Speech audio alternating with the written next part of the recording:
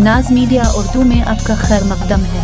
Video को पेश करने में ताउन किया है healing tree hospital, multi super speciality bed, Cameroon independent PU college science and arts, Ahmed tourist and travels, हज और उम्रा सर्विस बेदर। आपकी खिदमत हमारी नज़र में किसी इबादत से कम नहीं। आपका एतमाद ही हमारी कामयाबी है।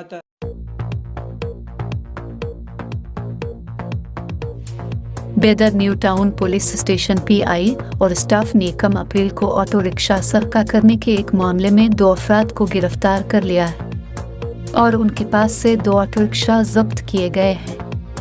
उनके खिलाफ एक केस बेदर न्यू टाउन पुलिस स्टेशन में दाखिल किया गया है। दूसरा केस मार्केट पुलिस स्टेशन बेदर में दाखिल हुआ है कि M सतेश DYSP की रहनुमाई में बेदर न्यू टाउन पुलिस स्टेशन के PI mister Kapil Dev, PSI Taslima और स्टाफ बेदर की क़यादत में इस केस को हल कर लिया गया, जिस पर सुपरिंटेंडेंट ऑफ पुलिस किशोर बाबूडी ने उनकी सराहना की है।